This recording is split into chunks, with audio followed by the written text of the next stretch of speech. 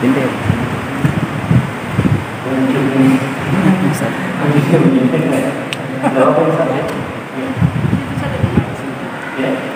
Bisa di sini ya.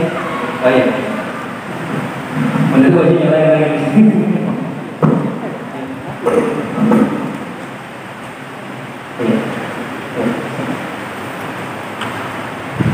Bismillahirrahmanirrahim. Assalamualaikum warahmatullahi wabarakatuh. Alhamdulillahirabbil alamin. Wa bihi nasta'inu ala umuri dunya waddin. Sekali begini. Sekali.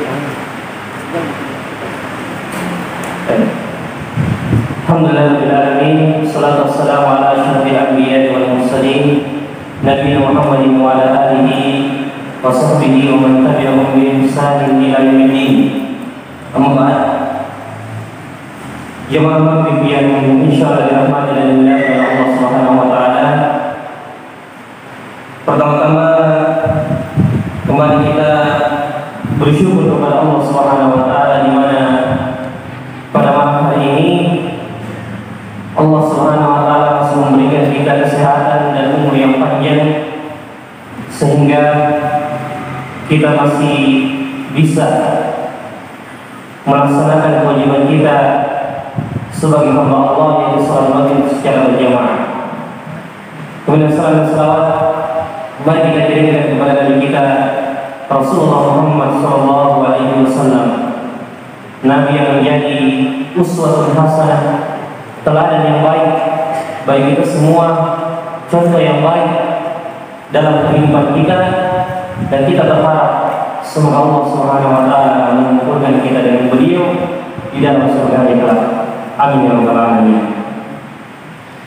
Ya, tema kita pada malam hari ini jamaah sekalian sebagaimana yang tersebar di pamflet, menyikapi beberapa peristiwa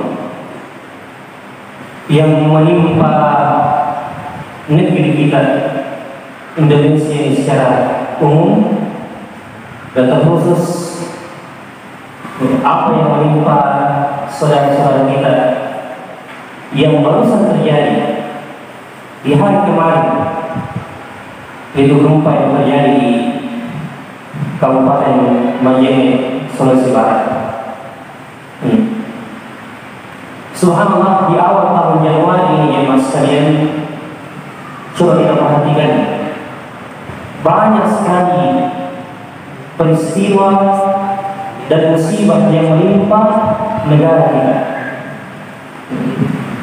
Pertama yang masih segar di negara kita, jatuhnya pesawat Sriwijaya SJ182 di Kepulauan Seribu, dan masih sampai sekarang mungkin masih terjadi evakuasi dan pencarian korban-korban pesawat tersebut dan bagian-bagian serpihan pesawat yang belum didapatkan. Yang kedua, longsor di daerah Sumedang, Jawa, banjir di Kalimantan Selatan, Kalimantan Barat juga, dan juga terakhir ini kemarin gempa yang berskala 6,2 skala Richter yang mengguncang Kabupaten Majene dan Mamuju di hari kemarin. Subhanallah, yang sampai sekarang menurut informasi yang kami dengar masih banyak korban yang tidak bisa diangkat dari reruntuhan bangunan disebabkan karena masih kurangnya alat yang bisa mengangkat bangunan yang sangat berat ini. Masih banyak korban yang belum bisa diselamatkan, belum bisa diangkat, dan banyaknya juga orang-orang yang sudah pada mengungsi. Tentunya kurangnya bahan makanan sampai-sampai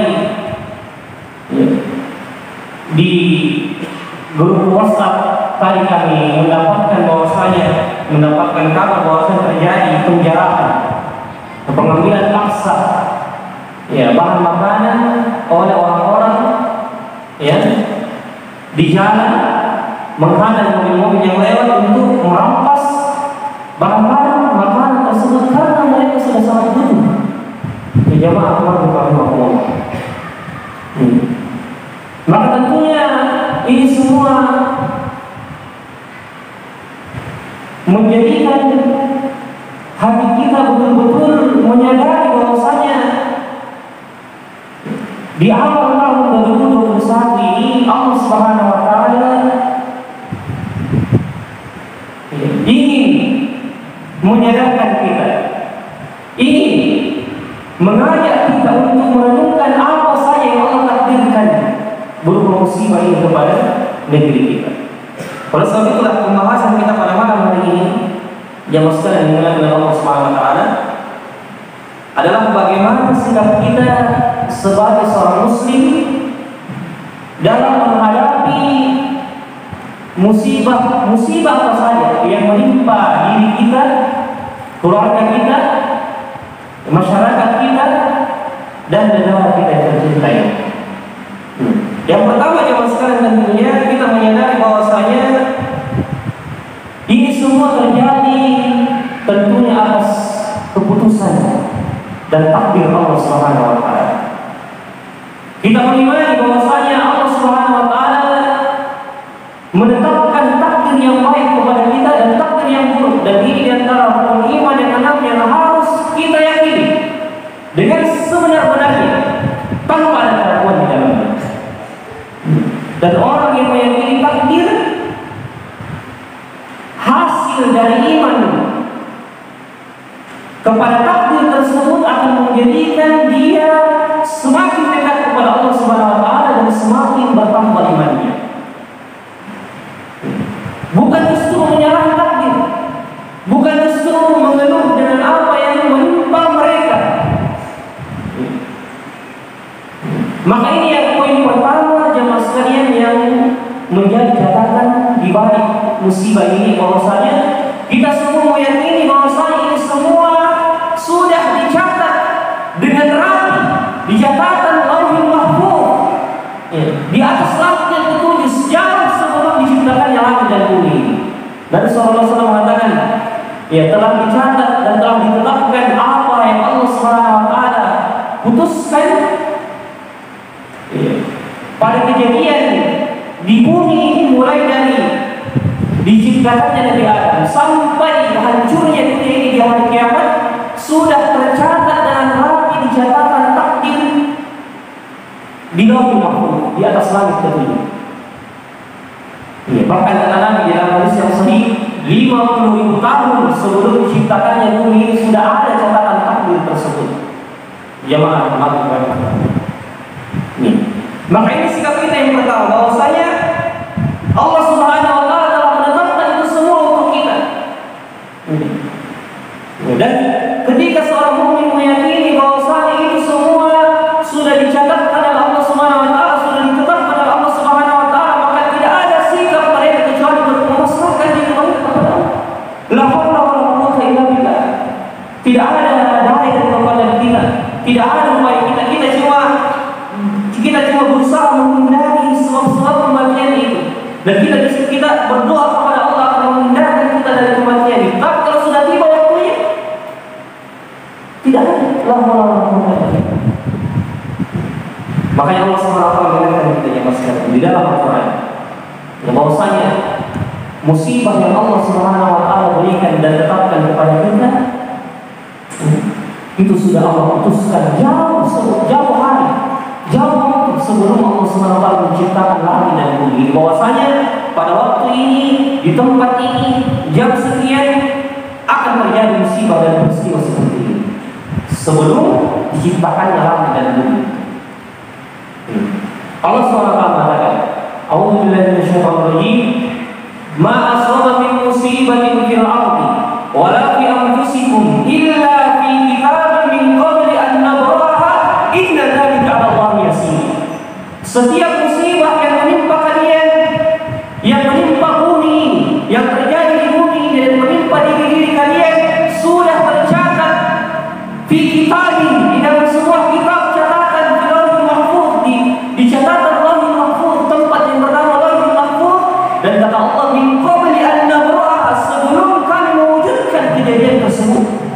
sudah ada catatannya, sudah ada keputusannya, dan itu tidak bisa dirubah-rubah lagi.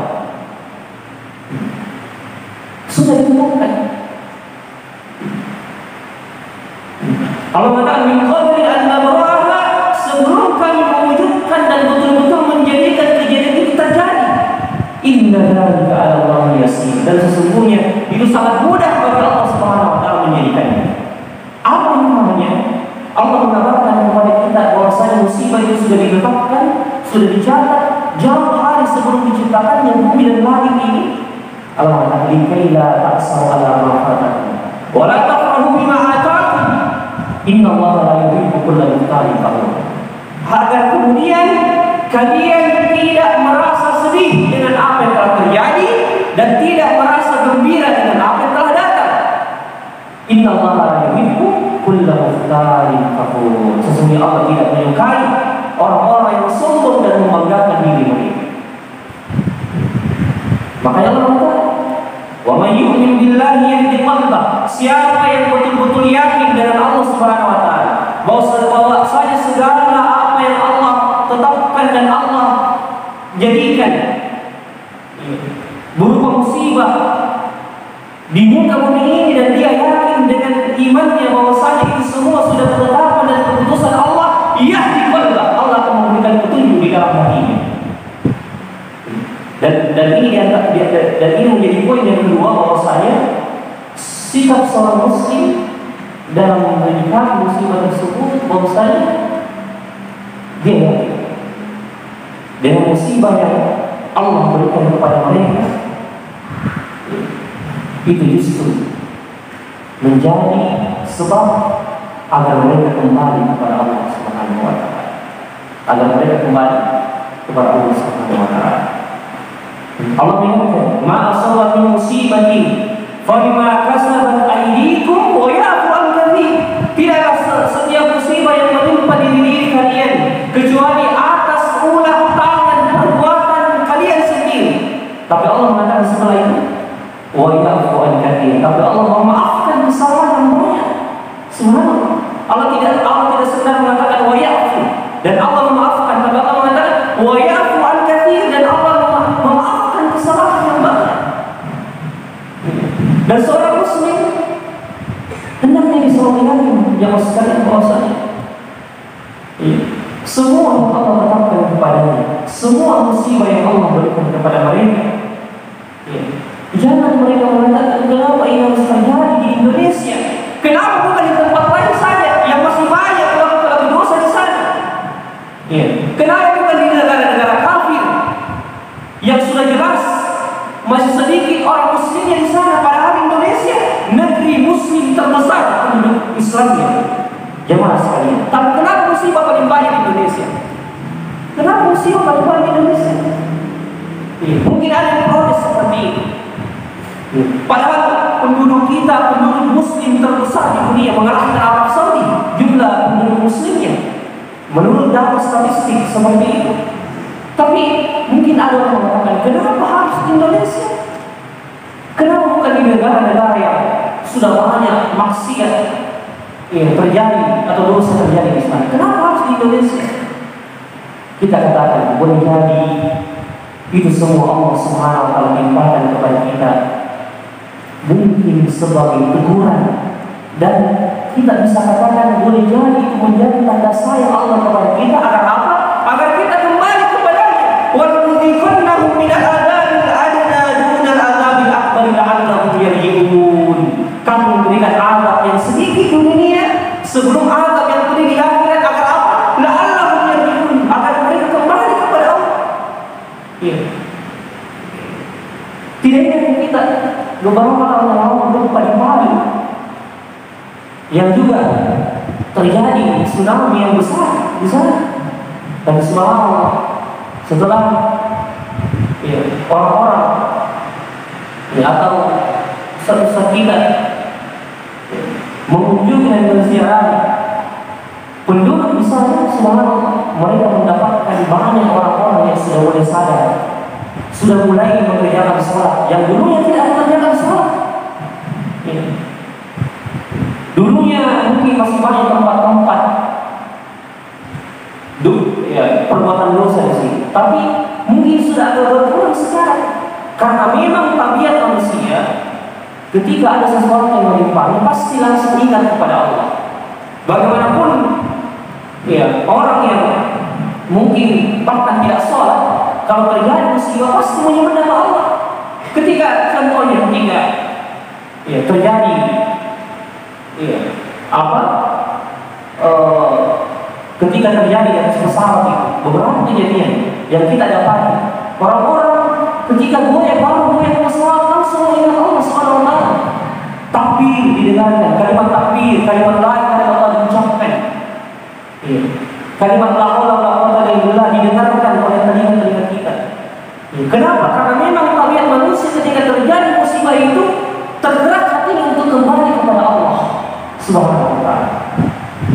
Kita berprasangka baik kepada Allah bahwasanya mungkin Allah menimpakan musibah kepada kita ini, mungkin kita banyak lari, banyak lupa kepadanya. Ada kemudian karena Allah sayang kepada kita, Allah ingin kita kembali kepadanya.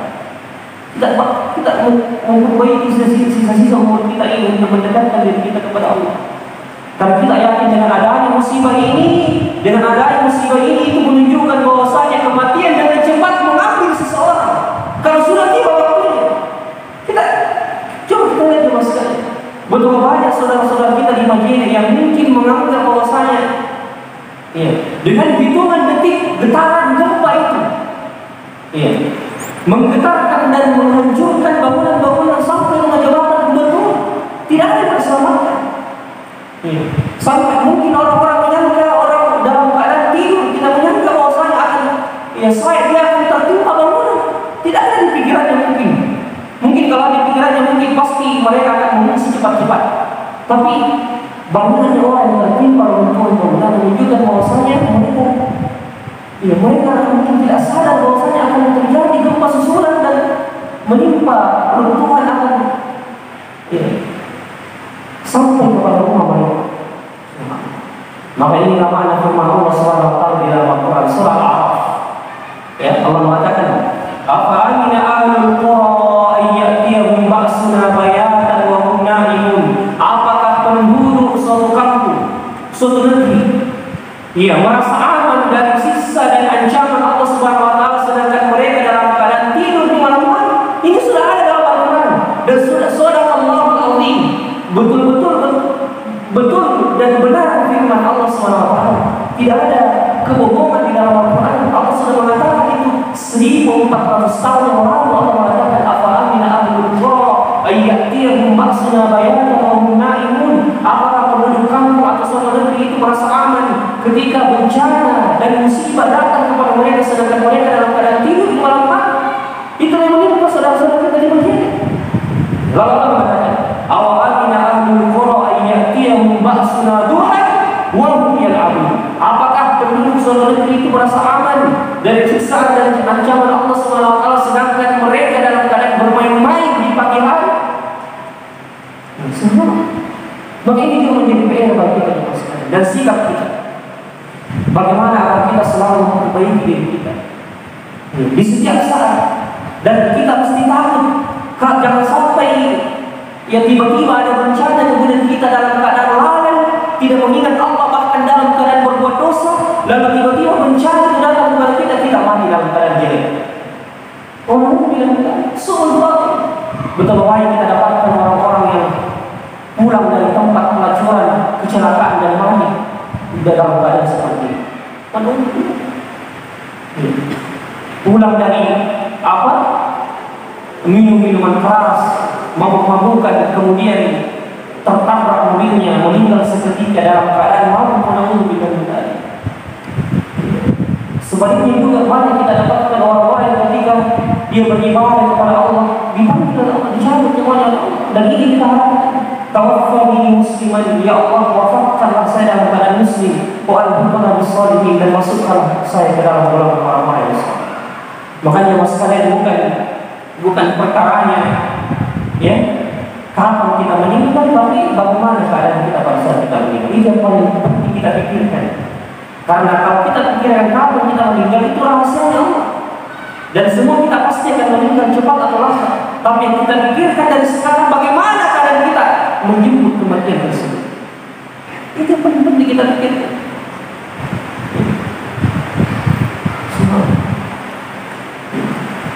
Makanya mas sekalian yang dimuliakan Allah SWT, kita berprasangka baik dengan adanya musibah ini, mungkin memang menjadi teguran dari Allah SWT karena banyaknya maksiat yang terjadi. Tapi kita juga berprasangka baik kepada Allah SWT bahwasanya Allah menimpakan kita musibah agar kita kembali dan semakin mendekatkan diri kepada Allah SWT. Semakin kita dekat, karena kematian itu kapan saja tidak mengenal dan tidak memandang umur dan tidak mengenal dan persiapan.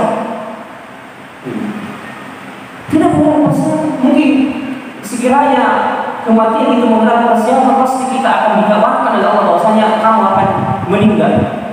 Tapi tidak ada penyampaian bahwasanya kita akan meninggal. Tiba-tiba kita dengarkan tadi ada orang baru sholat di masjid, malam sudah meninggal. Aina ma takunu yudrikumul maut. Qul innal mauta alladhi tafirruna minhu fa innahu mulaqikum. Katakanlah wahai Muhammad, sesungguhnya kematian yang selalu kalian lari daripadanya, fa innahu mulaqikum, pasti akan menemui kalian. Tidak mungkin tidak. Kematian yang kalian berpura-pura lupa darinya, berpura-pura tidak mau ingat karena takut dijemput kematian tersebut, sehingga kalian lalai dengan kehidupan dunia kalian, perdagangan kalian, usaha kalian, pekerjaan kalian, sehingga kalian pura-pura lupa dengan kematian tersebut. Katakanlah, innahu mulaqikum, pasti akan menemui kalian. Dan Allah mengingatkan, aina ma takunu yudrikumul maut walau kuntum fi burujin musyayyadah. Dimanapun kalian berada, kematian pasti akan menjemput kalian meskipun kalian berada pada benteng yang sangat kokoh, benteng yang sangat kuat, pasti akan menemui kalian. Ya pasti. Tapi kalau memang belum waktunya, Allah akan menghindarkan kita dari sebab-sebab kematian tersebut. Coba kita perhatikan peristiwa Sriwijaya kemarin. Ketika kita mendengar ada seorang pramugari yang sebenarnya jadwalnya di pesawat Sriwijaya, kemudian dipindahkan ke pesawat yang lain, tidak jadi naik Sriwijaya, dan Allah selamatkan dia dari bencana tersebut. Karena memang belum waktunya. Sebaliknya ada pramugari yang bukan jadwalnya di pesawat Sriwijaya, tapi dipindahkan ke pesawat Sriwijaya tersebut, dan dia menjemput kematiannya ya, dengan kecelakaan tersebut. Semua ini pengaturan Allah SWT semua. Orang cuma berusaha bagaimana dia meminta agar Allah, bagaimana dia menghindari sebab-sebab kematian tersebut. Cuma kita ya, semua penumpang kita lihat semua penumpang ya tes swab, ya, tes terbebas dari virus corona sebelum naik pesawat, dan kertas itu mereka sudah dapatkan bahwasanya mereka bebas virus. Ya, dan mereka dipersilahkan naik ke atas pesawat. Mereka menghindari sebab kematian yang satu, justru mereka menjemput sebab kematian yang lain. Semua. Tadi kita harus yang berusaha. Tidak ada yang tahu yang sekalian. Tidak ada yang tahu. Semua. Maka ini menjadi PR bagi kita. Begitu banyak yang sekalian orang-orang yang dipanggil oleh Allah SWT secara mendadak.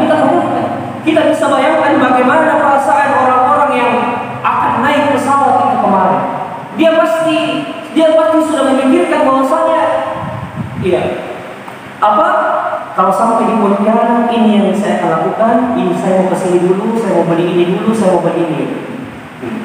Dia sudah pasti memikirkan seperti, tapi dalam jangka beberapa menit, kalau Allah menghindari kematian tersebut, mereka kembali. Bahkan ada viral kan di video Instagram itu, ada orang yang mengatakan pulang kampung dulu kan, pulang kampung dulu. Padahal dia menyangka pulang kampung ke Pontianak, padahal dia akan pulang kampung ke kampung yang sebenarnya, kampung akhirat. Semua. Makanya Muslim menilai ini semakin menyadarkan kita, semakin menyadarkan kita bahwasanya kematian itu betul-betul dekat. Kematian itu betul-betul dekat, dan kita mestinya harus selalu siap-siap menyiapkan bekal kita, dan semakin mendekatkan diri kita kepada Allah. Tidak ada lagi alasan nanti saja. Ya, nanti saya nanti kalau sekalian nanti saya bertobat. Tidak ada lagi kata seperti itu. Sudah saatnya kita semakin mendekatkan diri kita kepada Allah. Kita sudah katakan bahwasanya semakin tahun ini, semakin kita masuk di tahun baru, semakin barat itu semakin dekat ajal dan kematian. Ini yang masalah yang dibilang oleh Allah Subhanahu wa taala. Jadi itu di antara sikap kita dalam menghadapi musibah. Kemudian di antara hal yang mesti kita cermati dan mesti kita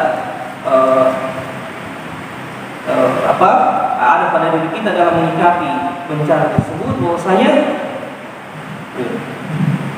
hendaknya dengan bencana ini semakin kita menambah sikap muraqabatullah. Apa itu muraqabatullah? Merasa diawasi oleh Allah Subhanahu wa taala. Ini di antara sikap seorang muslim dalam menghadapi musibah.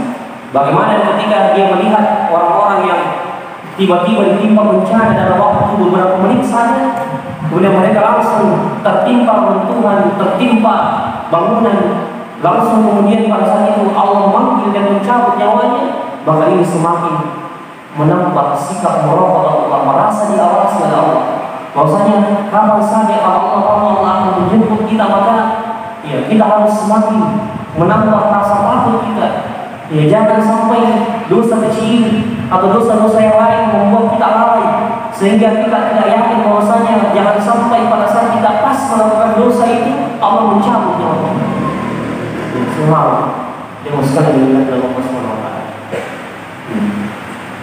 Kemudian di antara sikap kita dalam menghadapi musibah adalah selalu mengucapkan kalimat istirja. Kalimat istirja adalah inna lillahi wa inna ilaihi raji'un. Sesungguhnya kita milik Allah dan akan kembali kepada Allah Subhanahu wa taala. Nabi sallallahu alaihi wasallam mengatakan, barang siapa yang mengucapkan kalimat istirja ketika dia mendapatkan musibah, Allah akan memberikan pahala atas musibah yang dia alami, kemudian Allah akan menggantikan dengan sesuatu yang lebih baik dengan ucapan istirja tersebut. Dengan kalimat inna lillahi wa inna ilaihi raji'un. Makanya ada seorang salaf, orang-orang kita terdahulu, orang-orang soleh terdahulu itu ketika mendapatkan musibah dia mengatakan, aku memuji Allah Subhanahu wa taala, aku memuji Allah Subhanahu wa taala karena musibah ini. Bayangkan dia mengucapkan alhamdulillah karena musibah. Dia memuji Allah karena musibah. Jadi aku memuji Allah dengan musibah ini karena 4 hal. Pertama, aku memuji Allah Subhanahu wa taala karena musibah yang saya alami tidaklah lebih besar dibandingkan musibah yang dialami oleh orang lain. Inilah hamba-hamba Allah yang dipilih, hamba-hamba Allah pilihan, para orang yang seperti ini tertimpa musibah tapi justru bersyukur kepada Allah dan mengatakan, musibah yang saya alami ini belum ada apa-apa dengan musibah yang dialami oleh saudara-saudara saya. Inilah orang-orang yang mendapatkan petunjuk di Allah sekalian. Bukan dengan musibah dia protes, kenapa harus saya ya Allah? Kenapa harus keluarga saya yang tertimpa musibah ini? Tapi dia mengatakan Allah ini sudah menjadi ketetapan dari Allah. Dan musibah yang menimpa keluarga saya, menimpa anak saya, menimpa istri saya, menimpa keluarga saya tidaklah lebih besar dibandingkan musibah yang menimpa orang lain. Dengan seperti itu, dengan dia melihat seperti itu, hatinya akan diberikan petunjuk oleh Allah dan merasa tenang karena dia yakin bahwa masih ada orang yang lebih berat musibahnya daripada saya. Subhanallah. Makanya Nabi mengatakan, "Unzuru ila man huwa asfala minkum wa la tanzuru ila man huwa fawqakum fa huwa ajdaru alla tazdaru ni'matallahi 'alaikum." Lihatlah selalu orang-orang yang berada di bawah kalian. Dan jangan melihat orang-orang di atas kalian, itu dikarenakan agar kalian selalu bersyukur nikmat-nikmat Allah yang ada pada diri kalian.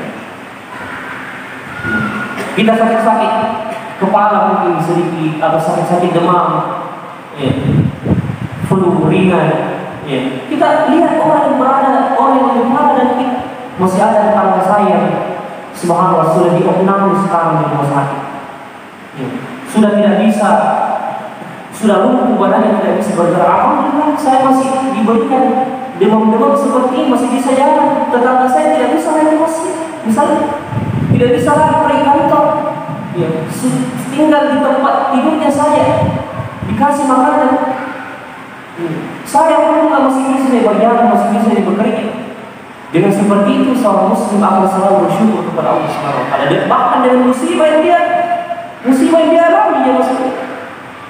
Itu yang pertama. Itu yang pertama kata ulama ini. Kemudian yang kedua dia mengatakan aku memuji Allah Subhanahu wa taala karena musibah yang menimpa saya, karena Allah masih memberikan kemudahan untuk saya untuk mengucapkan kalimat istirja, kalimat inna lillahi wa inna ilaihi raji'un. Karena andaikan saya tidak mengucapkan kalimat ini, Allah tidak memudahkan saya mengucapkan kalimat ini, mungkin boleh jadi musibah yang menimpa saya justru menjadi dosa bagi saya. Tapi Allah telah memudahkan saya mengucapkan inna lillahi wa inna ilaihi raji'un. Sedangkan Nabi mengatakan siapa saja yang mendapatkan musibah lalu mengucapkan kalimat tersebut, Allah justru memberikan pahala kepada musibah yang dia alami. Maka alhamdulillah dia mengatakan alhamdulillah Allah memudahkan saya untuk mengucapkan kalimat tersebut. Begitu banyak orang yang ditimpa musibah justru yang keluar dari mulutnya kalimat protes. Kenapa yang terjadi pada orang Islam? Kenapa bukan tetangga saya saja? Kenapa bukan orang lain? Ya subhanallah. Maka dia mengatakan seperti saya memuji Allah dengan musibah yang menimpa saya karena alhamdulillah Allah masih memberikan saya kemudahan dan petunjuk untuk mengucapkan kalimat tersebut. Alhamdulillah. Kemudian ketiga kata beliau, saya memuji Allah dengan musibah yang menimpa saya karena alhamdulillah musibah tersebut tidak menimpa agama saya. Dan ini yang paling penting, inilah poin yang paling penting ya mas sekalian. Alhamdulillah jika Allah Subhanahu wa taala tidak menimpakan, jika Allah Subhanahu wa taala masih menimpakan musibah itu pada kehidupan dunia kita. Tapi yang menjadi bencana yang besar adalah ketika Allah Subhanahu wa taala menimpakan musibah itu pada agama kita. Alhamdulillah. Makanya Nabi sallallahu alaihi wasallam mengatakan, makanya Nabi sallallahu alaihi wasallam mengatakan, Allahumma la taj'al musibatana fi dinina, ya Allah jangan timpakan musibah pada agama kami. Karena kapan musibah itu sudah menimpa pada agama kita, celaka kita dunia dan akhirat. Celaka kita dunia dan akhirat. Apa maksudnya musibah yang menimpa pada agama kita? Ketika ada orang yang dulunya dikenal dengan ketaatan kepada Allah, rajin ke masjid, rajin melakukan ketaatan, tapi subhanallah di akhir hidupnya dia meninggalkan ketaatan tersebut, kemudian berbalik melakukan dosa dan dia mati di atas perbuatan dosa tersebut. Walhamdulillah. Kalau musibah dunia menimpa kita masih bisa bersyukur. Karena Nabi sallallahu alaihi wasallam mengatakan ma'asoban limuslimin min hammin wala ghammin. Tidaklah sesuatu yang menimpa seorang muslim berupa kesedihan, rasa gelisah, penderitaan, penyakit, sampai duri yang menusuk kakinya di jalan. Bayangkan Nabi mengatakan sampai duri yang menusuk kakinya di jalan kemudian dia bersabar atasnya, itu menjadi penghapus dosa baginya kalau dia bersabar atas musibah tersebut. Menjadi penghapus dosa. Makanya ketika kita menyembuh orang sakit, apa kita ucapkan? La ba'sa, tahur insyaallah. Tahur insyaallah artinya tidak apa-apa orang saudara. Tahur insyaallah ini semua membersihkan dosa-dosa insyaallah. Ya, itu yang Nabi ucapkan ketika menyembuh orang sakit. Tahur insyaallah, tidak apa-apa orang saudara ini menjadi penghapus dosa bagi insyaallah. Karena memang musibah dunia yang menimpa orang-orang beriman itu justru menjadi penghapus dosa bagi. Itu menjadi penghapus dosa bagi. Maka musibah yang menimpa dunia itu kalau kita bersabar itu justru menjadi pahala bagi kita. Tapi yang menjadi hal yang harus kita hati-hati walhamdulillah adalah ketika musibah itu sudah menimpa agama kita. Begitu banyak mungkin orang yang sejak terjadinya peristiwa jatuhnya pesawat itu, banyak mungkin orang yang sebagian orang yang menunda safarnya, menunda perjalanannya, bahkan takut dari pesawat. Karena takut musibah itu terjadi 2 kali menimpa dirinya. Tapi begitu banyak orang yang tidak menyadari kalau saja musibah itu sudah menimpa agamanya. Begitu banyak orang yang kita kenal dengan ketaatan, Begitu banyak orang kita kenal dengan orang-orang yang dulunya soleh, tapi sedikit demi sedikit dia meninggalkan ibadah, dia meninggalkan ketaatan. Dia tidak menyadari. Dia tidak menyadari bahwa imannya sudah mulai habis, walauzubillah, sudah mulai menurun. Dia tidak menyadari. Dia justru larut dengan maksiat, bahkan berbangga dengan dosa, walauzubillah.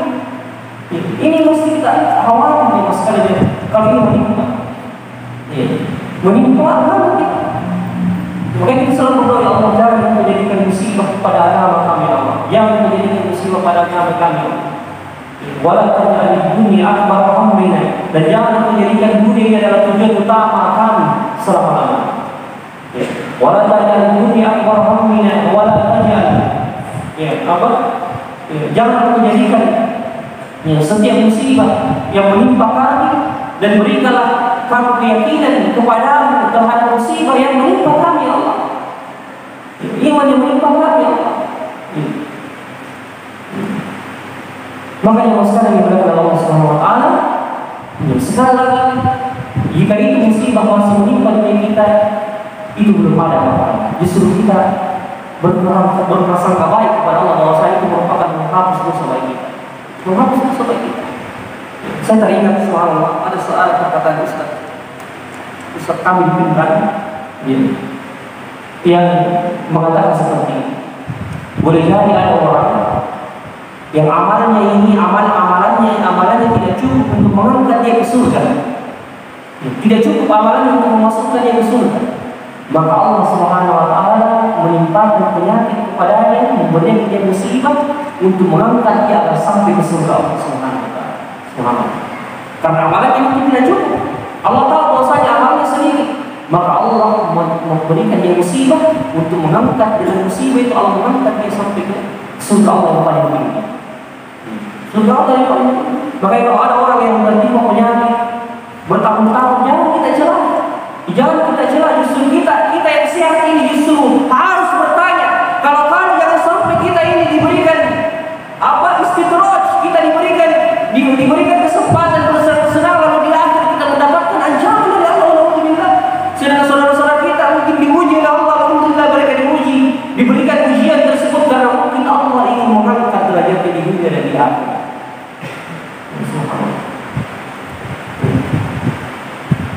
Maka ini memasukkan dimulai oleh Allah SWT. Kemudian selanjutnya di antara hal yang mesti kita pahami ketika tertimpa musibah tersebut adalah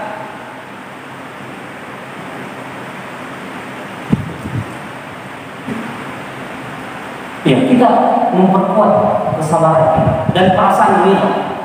Ini yang paling mungkin agak sulit bagi orang yang tertimpa musibah. Perasaan dia menerima, rela, bahkan tersenyum ketika ada musibah. Ini mungkin sulit didapatkan. Tapi orang yang diberikan kemampuan seperti itu masih bisa bersyukur dan tersenyum dengan musibah yang menimpanya itu. Subhanallah, imannya betul-betul iman yang kuat kepada Allah Subhanahu Wa Taala. Iman yang betul kuat. Ketika ada seorang di zaman Nabi atau di zaman setelah zaman kita Muhammad SAW, ketika dia ketinggalan sholat berjamaah, dia kemudian sedih sekali. Sedih sampai dia tidak keluar rumah dan dia kemudian mengatakan, mana orang-orang yang dulu mentakziah saya pada saat anak saya meninggal. Sekarang saya lebih butuh takziah dibandingkan ketika anak saya meninggal begini. Sekarang saatnya saya mau ditakziah, saya mau dihibur karena saya ketinggalan, saya mendapatkan musibah pada agama saya, ketinggalan sholat berjamaah. Subhanallah. Dia mengatakan, mana nih itu orang-orang yang dulu mentakziah menghibur saya pada saat anak saya meninggal. Sekarang saatnya saya butuh takziah tersebut. Karena musibah kalau menimpa agamanya yang maksudnya. Dulu pada saat meninggal anaknya mungkin dia biasa-biasa saja, tapi ketika dia ketinggalan sholat berjamaah saatnya di situlah dia merasakan merasakan sakit, yang merasakan seakan-akan ada yang hilang. Ya, dan ini merasakan. Maka kita kembali. Ya, ketika musibah itu menimpa, kita hendaknya kita memperkuat kesabaran kita dan dia dengan musibah tersebut. Dan kita yakin bahwasanya ini semua yang menimpa kita dan apa yang kita miliki sampai istri, anak-anak, harta semua yang milik Allah dan diri kita yang milik Allah SWT. Kapan seseorang meyakini bahwasanya semua yang ada pada dirinya, hartanya, keluarganya, istrinya milik Allah SWT, dan kapan saya Allah ambil, Allah mau? Maka ketika sudah terjadi musibah itu, Allah mengambil istrinya, mengambil anak-anaknya, dia sudah yakin bahwasanya memang ini bukan milik saya sebenarnya. Memang ini bukan milik saya, kita semua bahkan diri saya ini milik Allah SWT.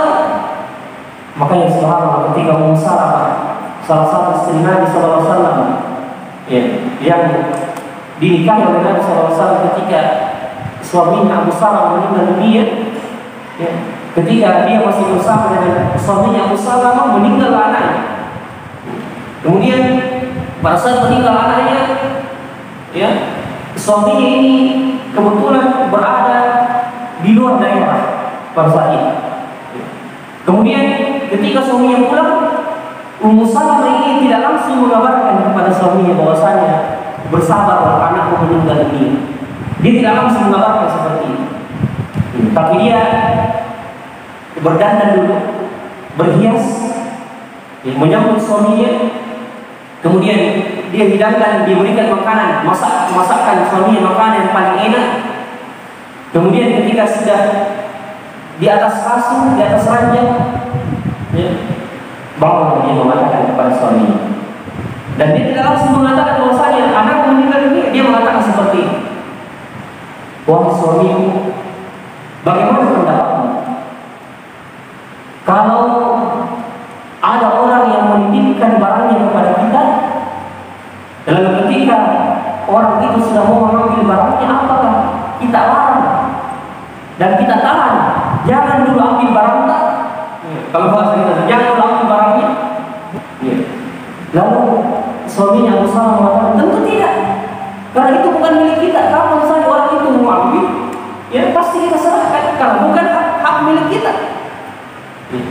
Lalu setelah mengatakan, asal sesungguhnya anakmu yang merupakan titipan Allah SWT kepada kita, Allah sudah ingin mengambilnya dan Allah lebih sayang kepadanya, sehingga dia Allah sudah memanggilnya dan mendahului. Akhirnya dengan kata-kata seperti itu dan dengan sambutan tadi disambut seperti itu, maka akhirnya suaminya menjadi ridha karena dia paham. Dia memahamkan suaminya bahwasanya apa yang kita miliki, sampai anak-anak yang kita miliki, harta yang kita miliki sebenarnya bukan hak sepenuh kita milik kita. Ya, makanya itu selalu kita ucapkan innalillah, karena artinya innalillah kita semua milik Allah dan akan kembali kepada Allah Subhanahu wa taala. Jadi ya, itu diantara beberapa sikap ya, yang seharusnya ada pada diri kita, ya. Terkhusus ketika musibah itu menimpa, ya, seharusnya menimpa diri kita, dan terkhusus ya, meninggalnya salah seorang ulama kita di Indonesia. Dan kita berharap semoga Allah SWT melapangkan umurnya dan menerima ya, di sisinya dan memasukkannya ke dalam surganya. Syekh Ali Jabir rahimahullah yang baru saja meninggal pas bersamaan dengan peristiwa gempa kemarin. Dan musibah dengan meninggalnya ulama ini juga merupakan musibah terbesar bagi bangsa dan negeri kita. Karena Nabi Muhammad SAW mengatakan, Inna Allah la yazilul ilma intiza'an. Allah SWT tidak mencabut ilmu itu sekaligus, tapi Allah mencabut ilmu itu dengan mewafatkan, ya, menjadikan ulama-ulama itu meninggal dunia, sehingga ya, akhirnya orang-orang muslim, orang-orang beriman dipimpin oleh orang-orang yang bodoh. Ketika mereka ditanya untuk mereka memberikan fatwa tanpa ilmu, akhirnya mereka menjadi sesat dan menyesatkan. Maka meninggalnya ulama merupakan musibah juga bagi kita di masa musibah juga bagi kita. Makanya dia tahu hikmah. Ketika ada ulama yang meninggal seperti itu, seharusnya menjadikan diri kita semakin sadar bahwasanya ketika ulama itu masih hidup, kita harusnya menjaga hak-hak mereka, menjaga kemuliaan mereka. Apa yang Allah titipkan berupa ilmu kepada mereka, kita harus hormati dan muliakan, berikan hak-haknya kepada mereka yang sekalian. Dan kita yakin apa yang jika Allah Subhanahu wa taala memberikan ilmu itu kepadanya, Allah pasti menjadikan dia diterima oleh masyarakat. Kita lihat, coba kita renungkan. Kematian Syekh Al-Jami ini menjadikan bukan saja kita di Sulawesi pasti, bukan saja di Sulawesi kita merasa berduka, berharu, bahkan di seluruh Indonesia. Mulai saya yakin mulai dari Pulau Sumatera sampai Pulau Papua semua berduka mengenang dengan kepergian seorang ulama yang satu ini, Syekh Al-Jami rahimahullah. Semua berduka, padahal kalau kita mau pikir, ini Syekh Al-Jami bukan penduduk asli sebenarnya, bukan penduduk asli Indonesia. Dia hanya datang dari kota Madinah, kemudian mengambil warga negara Indonesia dan menetap di Indonesia. Dan beberapa saat dia mulai masuk tahun 2008 di Indonesia. Berarti dia baru kurang lebih 12 tahun di Indonesia. Tapi subhanallah, kepergiannya membuat seluruh bangsa Indonesia merasa kehilangan sesuatu.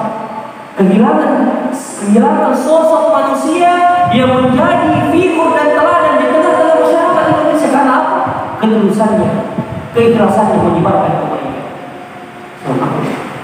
Makanya ketika ada jenazah yang lewat, Nabi bertanya kepada para sahabat, bagaimana pendapat kalian terhadap orang ini? Kalau para sahabat memuji-muji jenazah tersebut, ya Rasulullah, dia orang baik, orang yang dikenal dengan banyak melakukan amalan soleh, maka dia mengatakan, antum syuhada Allah fil ard. Kalian adalah saksi-saksi Allah di permukaan bumi. Kapan orang-orang memuji jenazah tersebut, maka Nabi mengatakan, kalian adalah saksi-saksi Allah di permukaan bumi. Bagaimana kalian menilai jenazah tersebut, begitu juga penilaian Allah kepadanya. Dan kematian Syekh Al-Jami ini, subhanallah, semua media-media sosial merebak sampai merata itu. Semua media sosial, Instagram, Facebook, WhatsApp, di internet, semua jaringan sosial semua berduka dan mengucapkan bela sungkawa dengan kematian Syekh tersebut. Karena kenapa? Mereka merasa ada kebaikan yang besar yang kehilangan di negeri kita ini. Karena apa? Karena ketulusan dan keikhlasan beliau yang sekalian. Dia rela meninggalkan tanah kelahirannya kota Madinah untuk tinggal di negeri kita. Padahal kalau kita pikir dia bisa saja tinggal di kota Madinah, apalagi kota Madinah memiliki keutamaan. Sholat di kota Madinah itu subhanallah berlipat-lipat ganda pahalanya. Tapi coba kita pikir, kenapa dia tinggalkan Madinah dan menetap di Indonesia? Karena apa? Karena dia tahu, karena rasa cintanya kepada negeri kita Indonesia, dan dia tahu ada ladang dakwah yang besar, amal jariah, dan dia buktikan itu. Dia membangun Baitul Quran, rumah tahfiz, dan berapa banyak anak-anak sudah dididik menjadi penghafal Al-Quran. Subhanallah. Maka ini membuat kematiannya ditangisi oleh penduduk langit dan bumi. Allah Akbar. Ditangisi oleh penduduk langit dan bumi. Kita yakin seperti itu.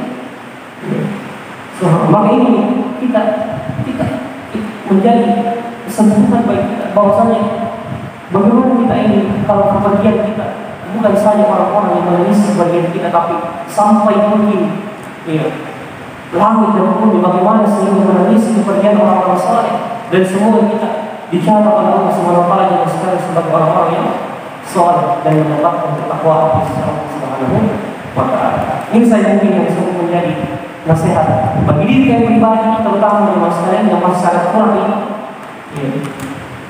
dan kepada yang sekalian semoga apa yang benar itu berdatang dari Allah Subhanahu wa taala dan sahabat dari diri kita pribadi.